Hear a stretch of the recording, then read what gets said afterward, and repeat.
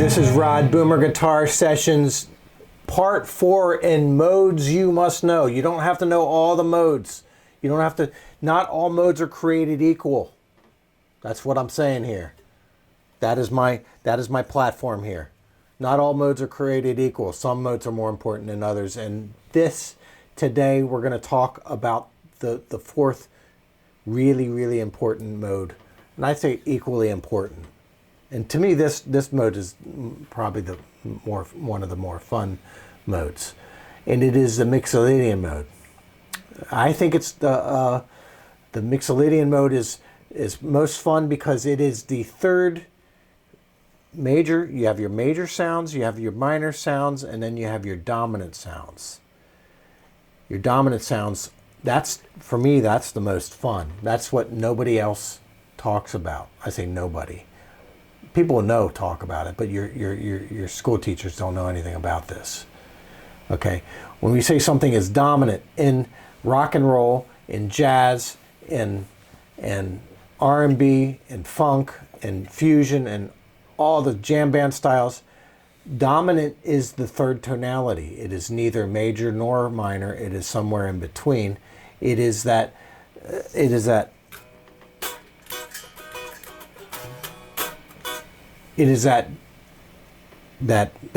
sound that is either kind of a dominant seventh based thing, or in the case of today, what we're going to do is a modal progression, which is a 1 flat 7 4 kind of thing. Okay, so any major progression that has a 1, and then it goes to a flat 7, and then it goes to 4 and 1. So can't you see? Can't you see? Please allow me to introduce myself. There's thousands and thousands and thousands of songs are used in this mode. All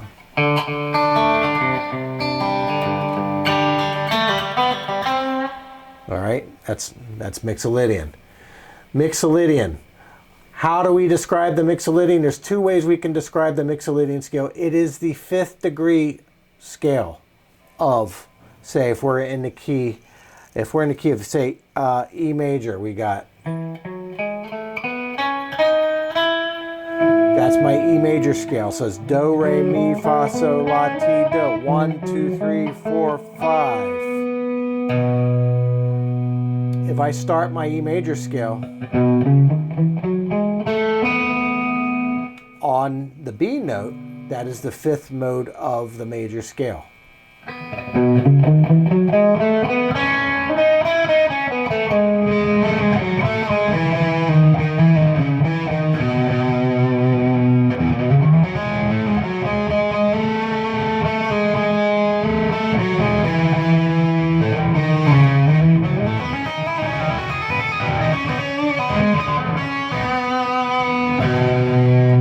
So that is your Mixolydian scale. So now, that's not the way I look at it. I don't look at it as the 5th degree. I don't look at it as in its relationship.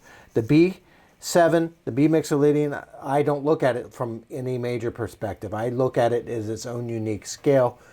It is a B major scale with a flat 7. That is the B Mixolydian scale.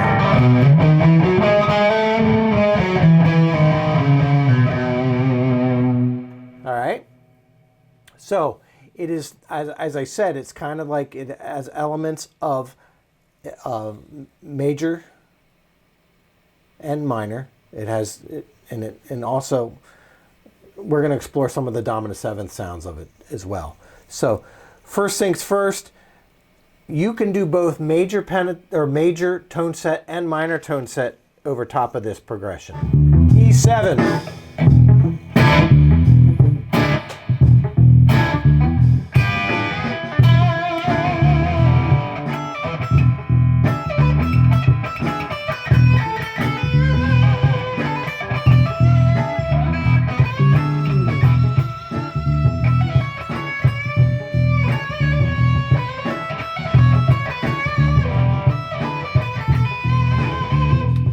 So both major tone sets and minor tone sets work over top of this. That's your minor tone set. That is your major tone set. And they both sound great. Different sounds. It's like salt and pepper kind of thing, but both salt and pepper are good spices.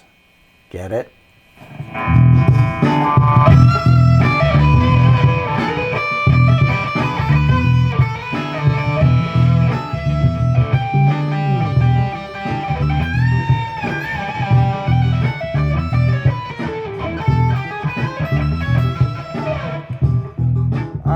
So with that said, major tone sets and minor tone sets, so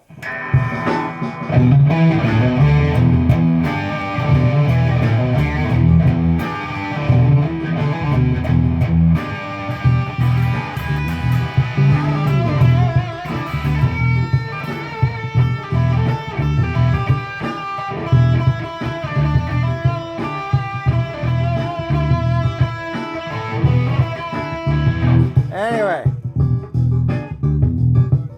next thing I would do is, let's see, major pentatonic and minor pentatonic are both usable scales. I would start with, you start with my major pentatonic scale, it would sound like this.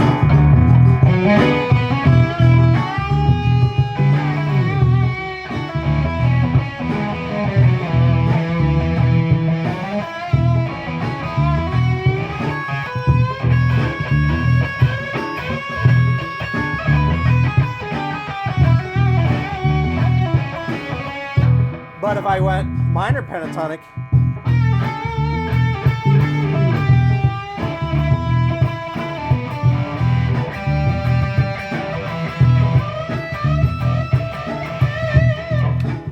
see, both of them work, but they sound different, but both sound good. It sound like two different choices. Now, what is really interesting, for me anyway, is when you composite those two scales together. And this is what I call the Chuck Berry scale. When I think in terms of dominant seventh chords, the Chuck Berry scale is very usable. When I say that, this is a minor pentatonic. This is a major pentatonic. That is a major pentatonic. So when I throw them together and add a blue note in there,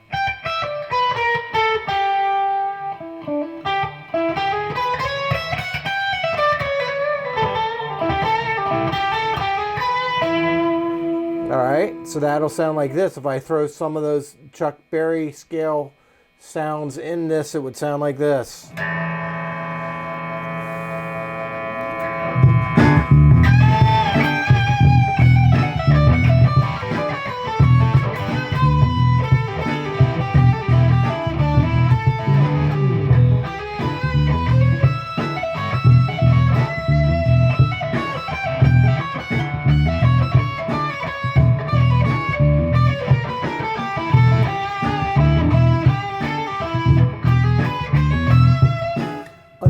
Another little technique I like to do is playing the major pentatonic, and then throwing in the flat 7 interval. So here's my major. That is Mixolydian.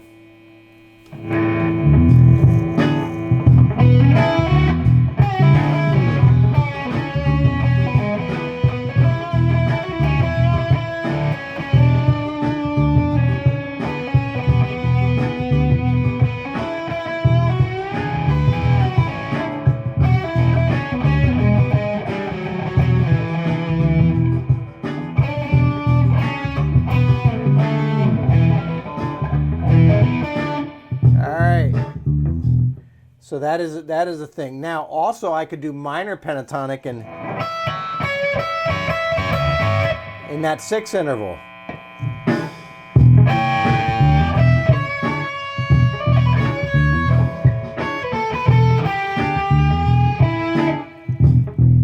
Next thing I can think about is blue note combinations. Whenever I'm playing over top of a dominant 7th chord, blue note combinations are absolutely cool.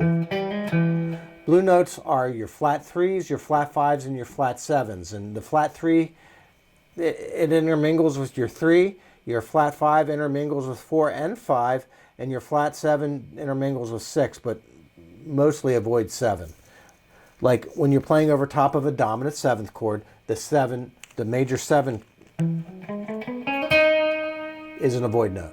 So if I just played blue note combinations over top of an E7 chord, that's still Mixolydian-ish. Ish.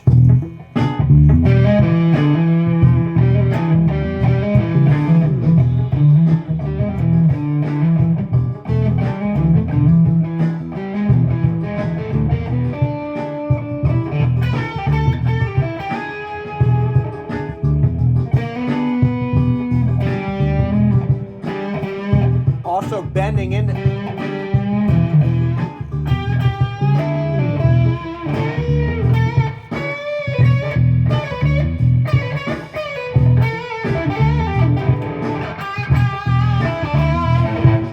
All right. So, with that said, we're going to bounce over to an E Mixolydian kind of modal track. That so 1 flat 7, 1 flat 7, 4, 1. That is a Mixolydian vamp. Super common.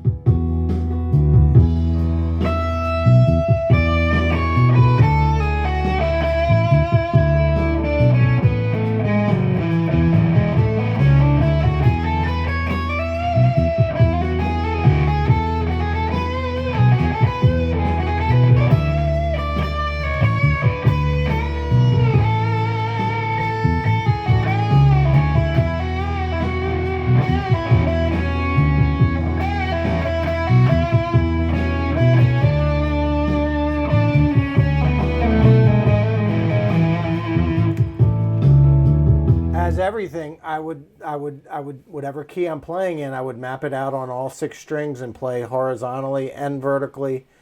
Figure out all your scales, intermingle it with pentatonics, but like me just playing the Mixolydian scale, you can get some mileage on that. But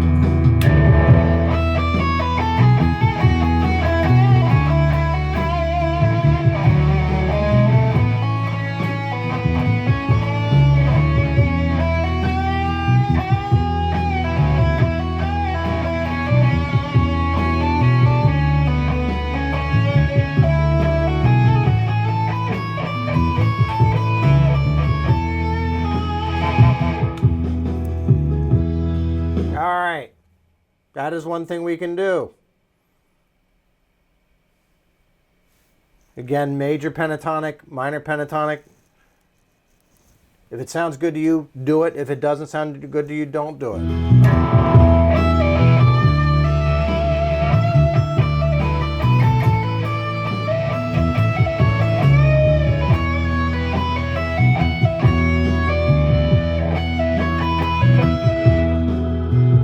That's a little trick. Okay, major tone set with, and then throw that flat 7.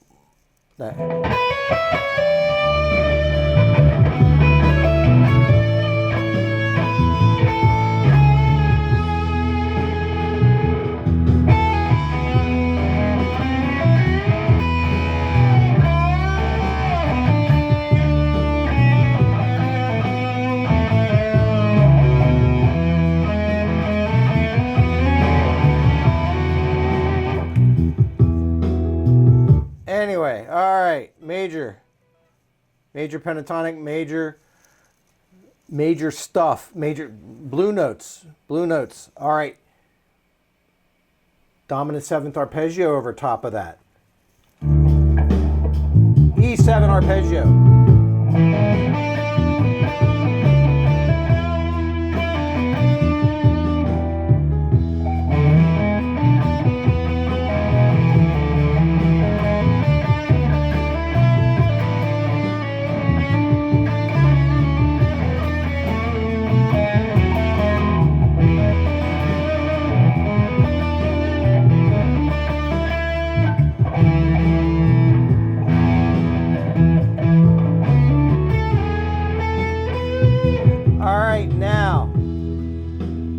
So finding your E7 arpeggio all over the place.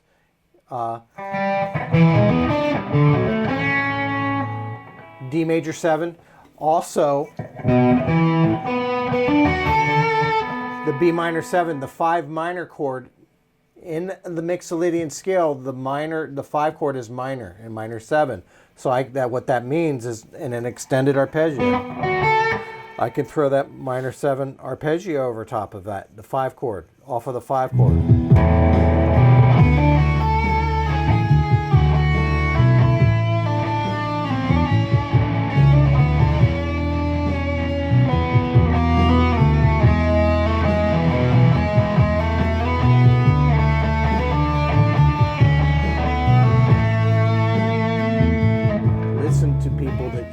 This kind of stuff. All right, so extended arpeggios, tone sets, also lots of chromaticism. Like here's a Miles Davis kind of tone set. So I learned that from Miles Davis 30 years ago.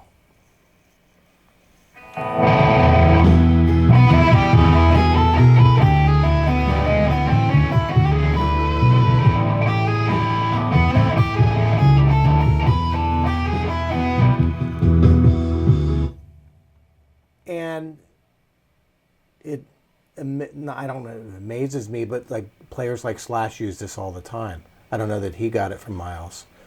But anyway, so that little tone set, we'll call that the Miles tone set.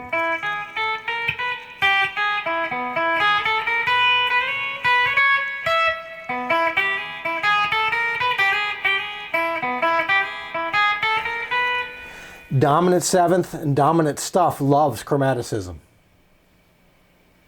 You want to do really cool things with improvisation, centered around dominant chords more than just major sounds. Okay? If you open it up to dominant, then you can, all kinds of crazy cool stuff we can do. Okay? 6 intervals.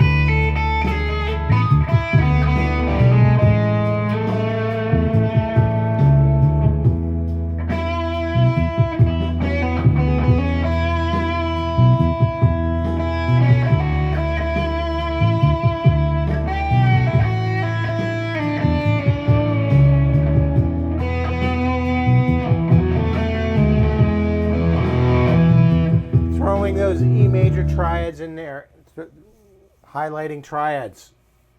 All that stuff is fair game when we're talking about playing over Mixolydian. Don't just think about playing it.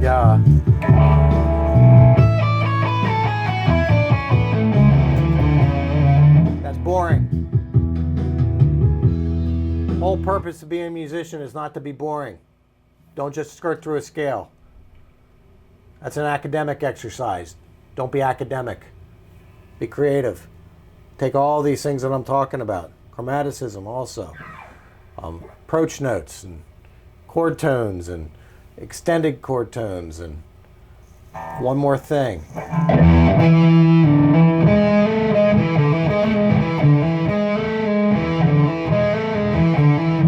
That is called the Mahavishnu tone set. So that is kind of like what some have referred to as an angry Mixolydian.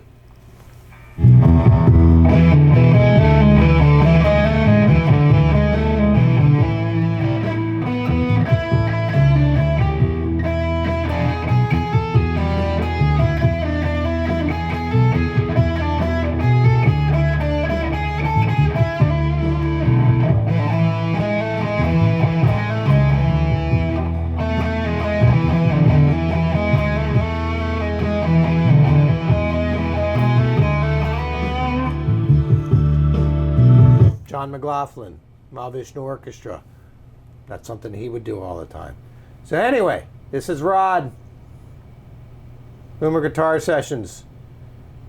Rod says, listen to lots of players that use this. Steely Dan, ZZ Top, the band, Marshall Tucker Band,